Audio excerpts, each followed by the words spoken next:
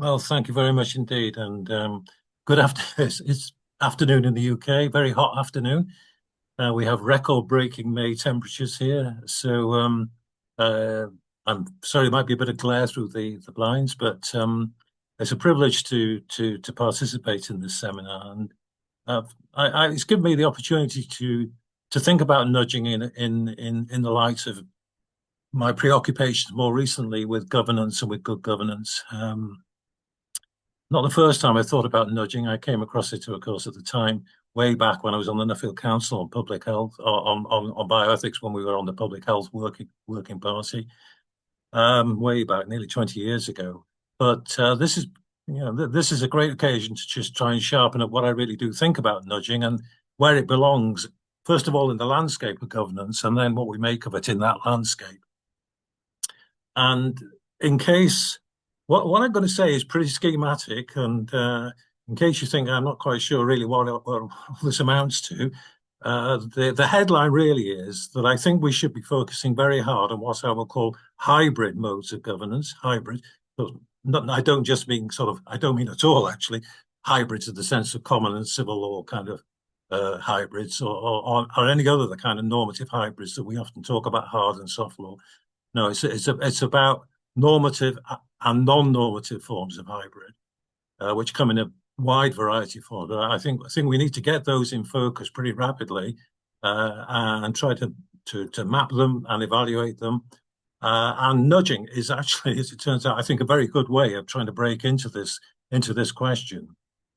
So, yeah, as was said in the introduction, I'm going to talk to two questions. The first question is about where we think we locate nudges in the landscape of governance. That's the first question.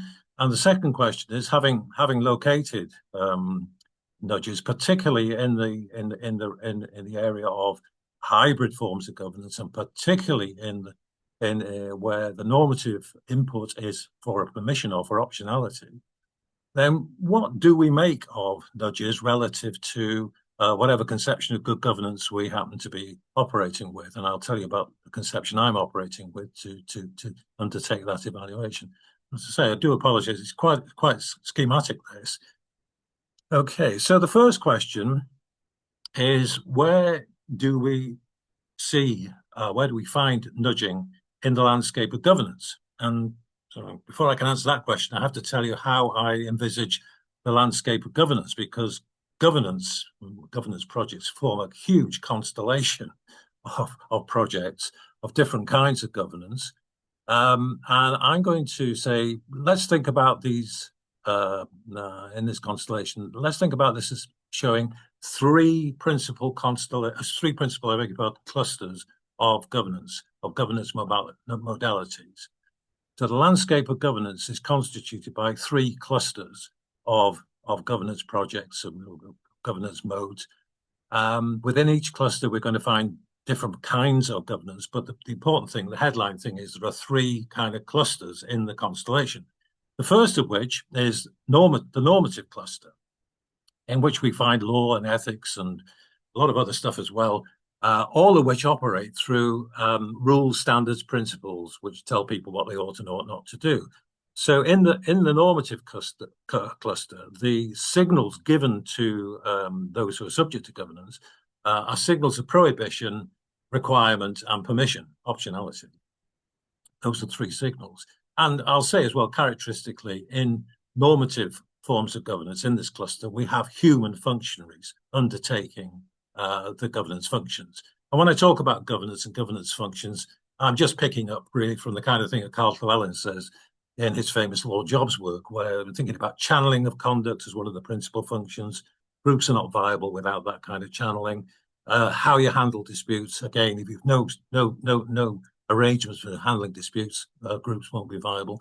So it's channeling and disputes. Those are the two principal functions that I'm going to talk about. That's not by no means the end of governance, but those are the two headline sort of functions there.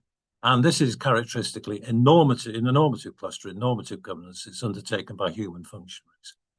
Okay, now the second cluster is the non-normative cluster, in which pretty much everything that applies to the normative cluster is now disapplied.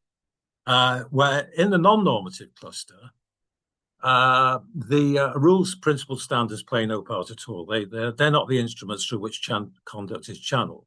In the non-normative cluster, conduct is channeled by the organization of practical options available to those who are subject to governance. It's what practical options we actually have. It's what's possible, what's not possible.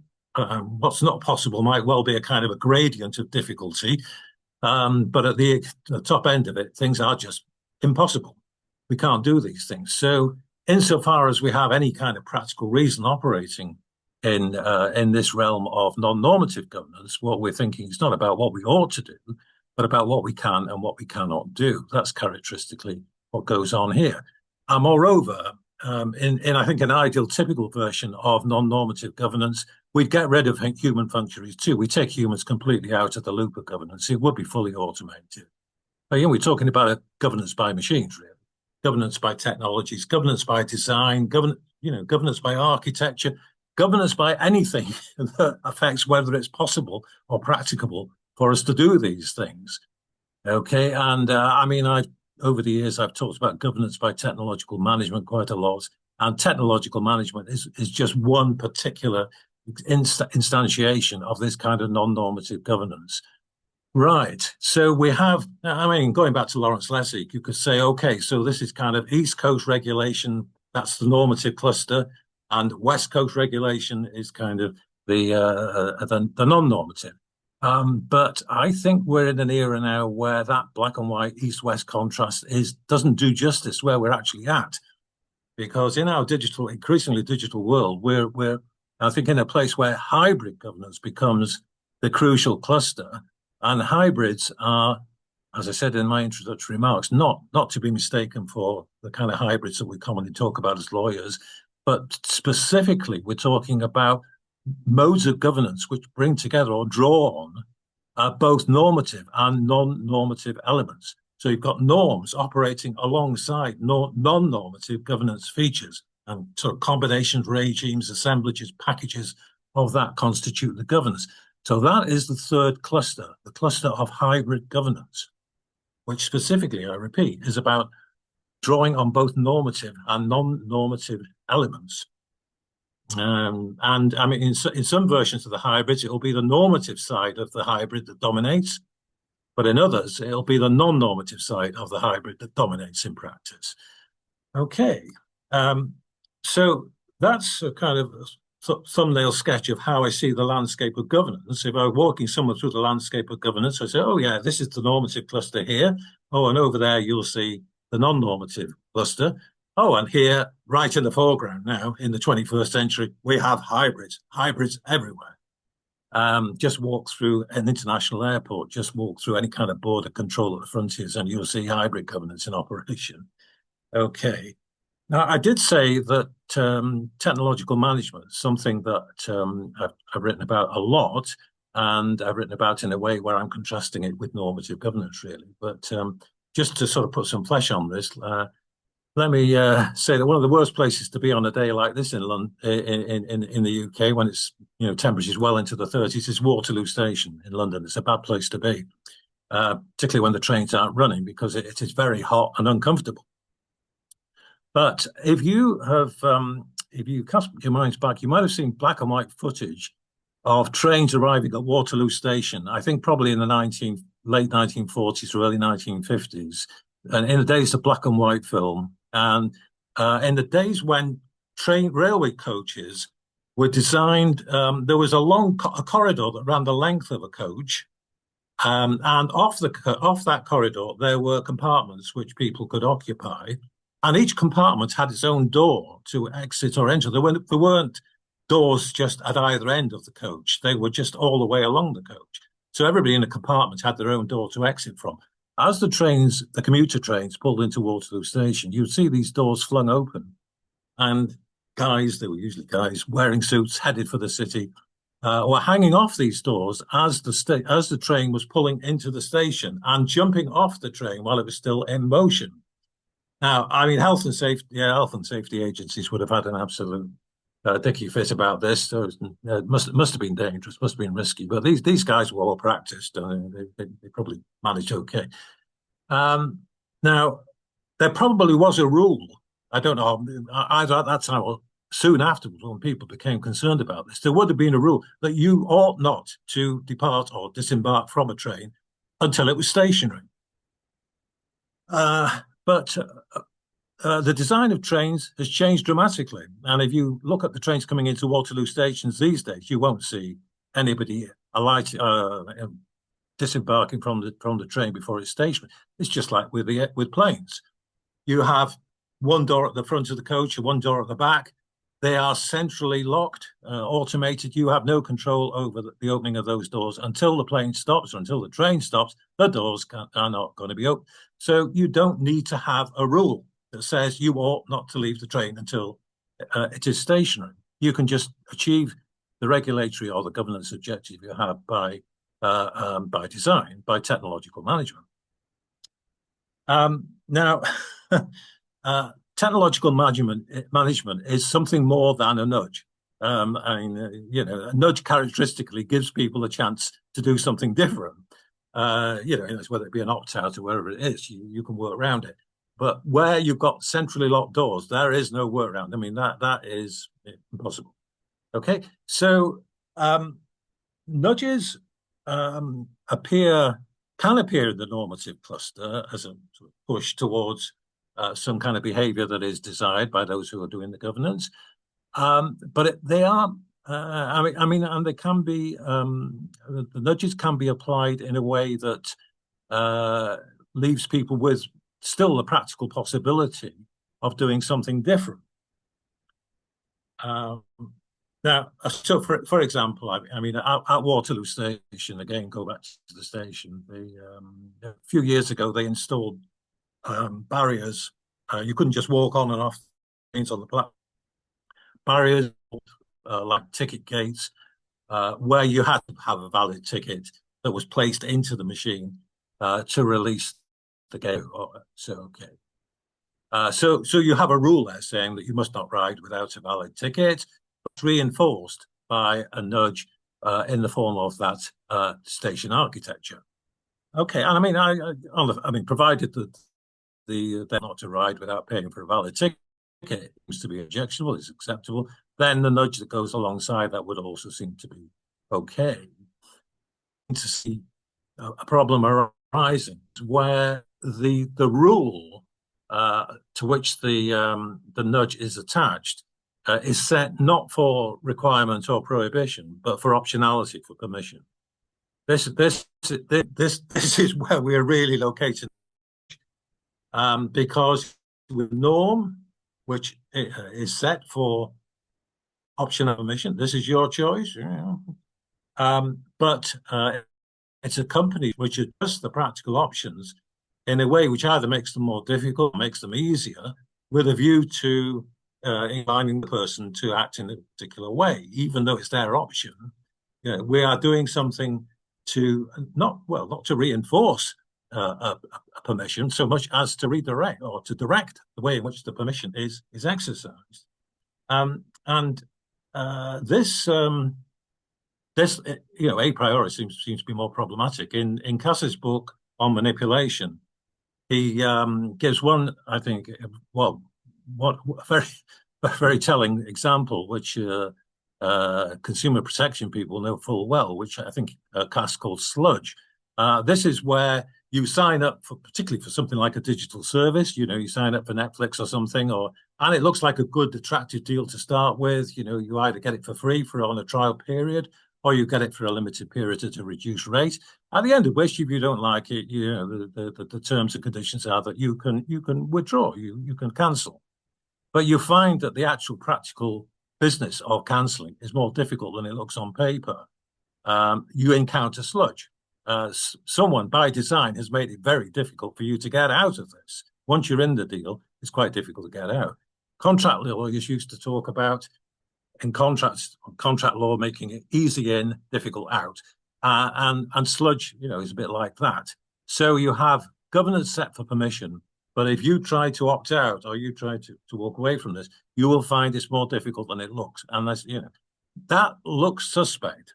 And that invites the second question, my second question, which is, if you have a concept of good governance, to which you aspire, there's all sorts of governance, but we prefer better governance to not such good governance, and ideally we want good governance. But so that will now shape what we make of nudging in a world where, as I say, hybrid governance is becoming very prevalent, and where nudging and similar kinds of adjustments of the practical options are characteristic of that kind of governance alongside the traditional normative instruments that we rely on. So the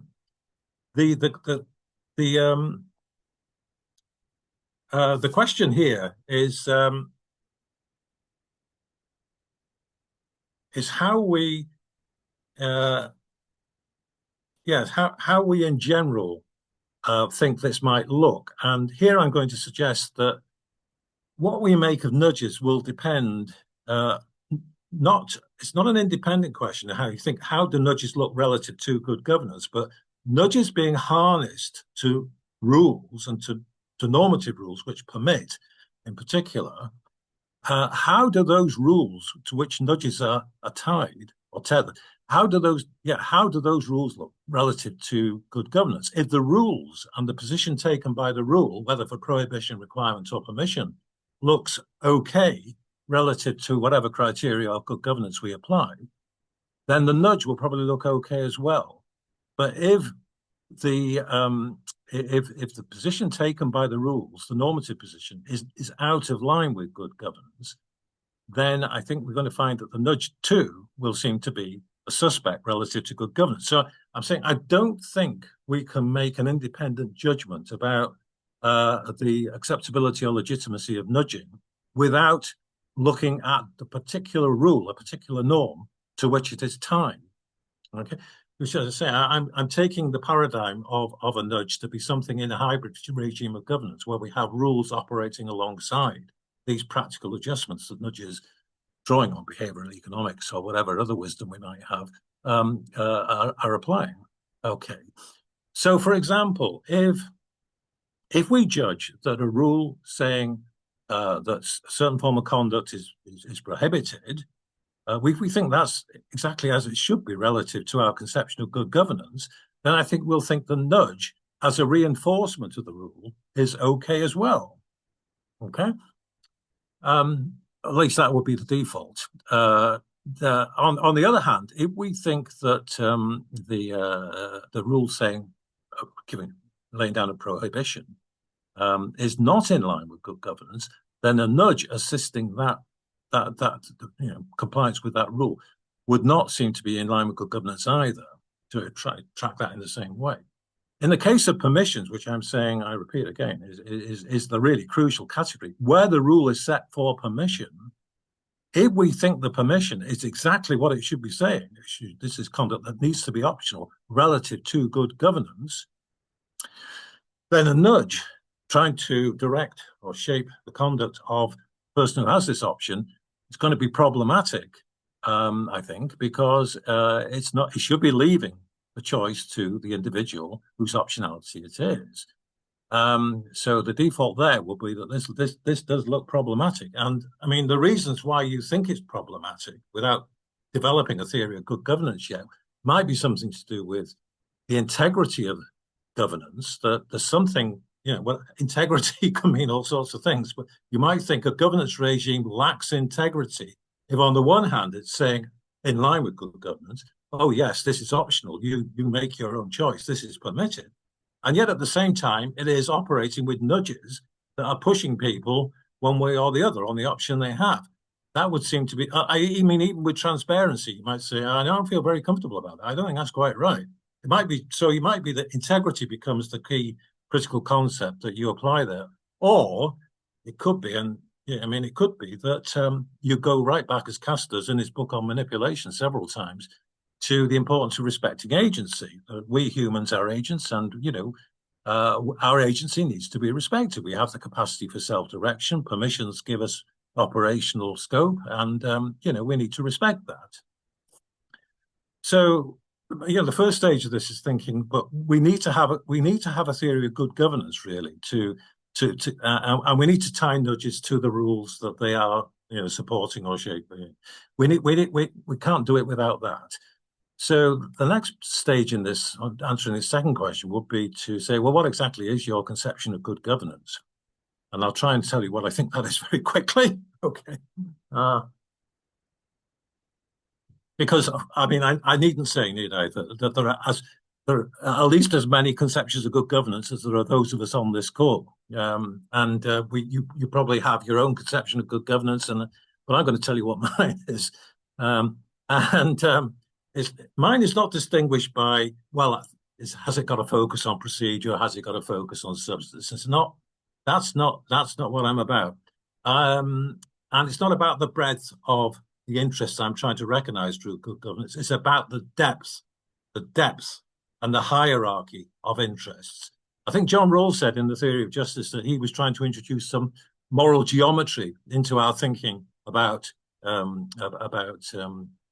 justice. And, as a way, it's kind of, I'm trying to introduce some geometry or some hierarchy into our thinking about good governance. Because it seems to me that there are three levels at which we can assess whether any governance practice is in conformity or compatible with good governance. Within our particular communities, we might well operate with a two-level hierarchy. Here, a community will form around certain constitutional constitutive commitments. These are the things that are valued in this community, that distinctively this community aspires to. Say, what sort of people do we want to be? Are we the kind of people who will respect human rights, human dignity, whatever it might be, solidarity? What sort of people are we? What sort of community is this? These are our kind of headline commitments.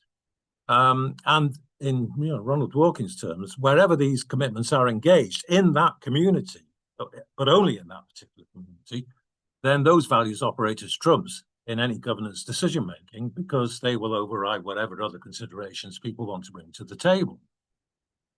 So you've got, within each community that forms, whether it be the United States, Italy, the UK, whatever it might be, they will have their own constitutive commitments, which take priority over the everyday interests that people want to bring to the table and plead in the messy business of politics. But distinctively, I want to say that there is a level of good governance which goes, for all communities, goes beyond that, deeper than any of that. And these are not the fundamental interests of each particular community, but the foundational interests that we have, or the foundational conditions that apply to us as humans here on planet Earth. In other words, I'm saying there's a set of conditions, and it's up for debate what these conditions are, but there's a set of conditions without which we humans are not viable here on planet Earth.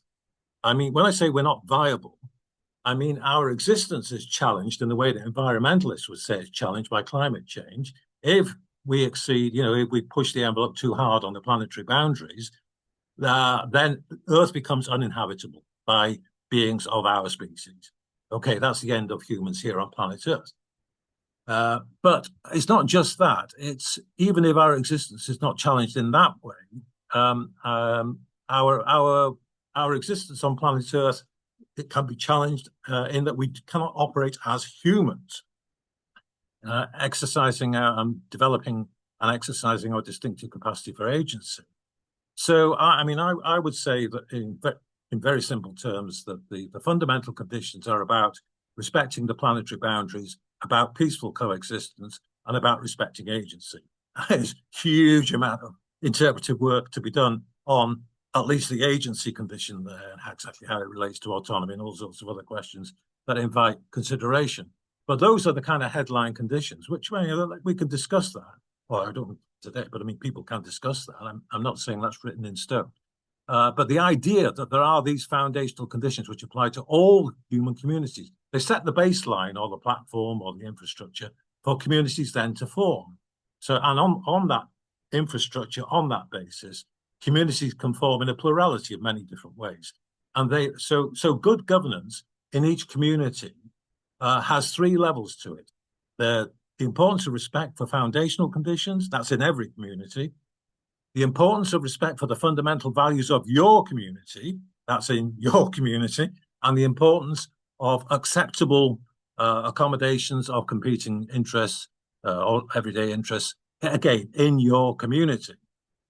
So if we're asking about the how nudges or how the rules to which nudges are attached comport with good governance, those are the three questions that we need to ask ourselves. How does this look relative to the foundational conditions? Is there any problem here about these rules in the way that they relate to the foundational conditions? You know, do they over permit or over prohibit relative to those foundational conditions? And then within our community, how do they stand relative to the fundamental values of our community? And then how do they look relative to what's acceptable, what's regarded as reasonable or at least not unreasonable within our community? And that is a messy thing. So I think I'm running out of time, and I hope you have the sense of what that conception of good governance looks like schematically.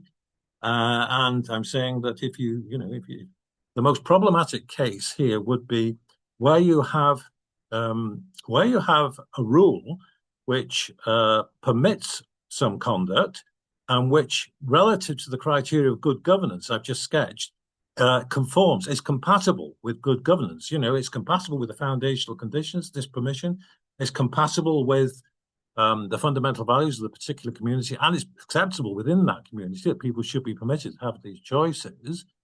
Okay, then if that's the case, nudging people in a particular direction alongside that permission looks to be suspect.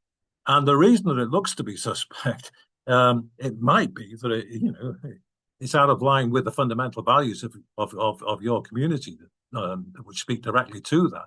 But it could be that it goes right back to the conditions of agency that are part of the foundational conditions themselves. It goes back to agency and the importance of respecting that, which I say again is something that I read in Cass Sunstein's book on manipulation several times. Well, I think, when you say this goes back to the lack of respect for agency, it's not just saying, oh, this goes back to quite an important thing on our agenda of concerns. It's going as deep as you can go. Again, in other work, I've tried to tie this up to the idea of human dignity, which people are agreed on. Well, they're not agreed on what it means, but we all agree it goes pretty deep.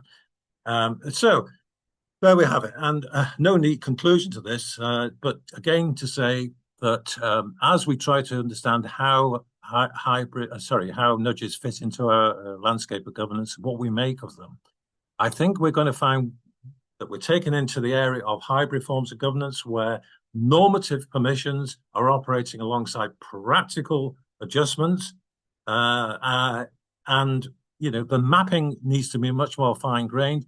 The evaluation is much more to discuss.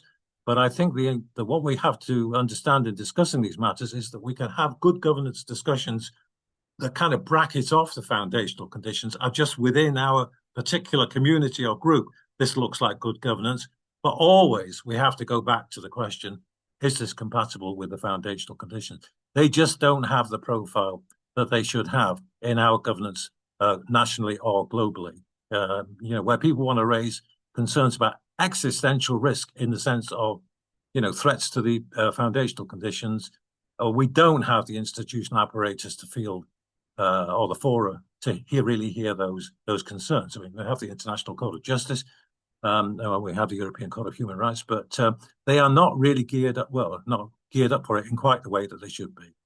So I hope, though, I think I've only mentioned behavioral economic once. For that, I must apologize. And thank you for your patience in staying with me through these schematic comments, but I hope they're helpful and interesting. Thank you.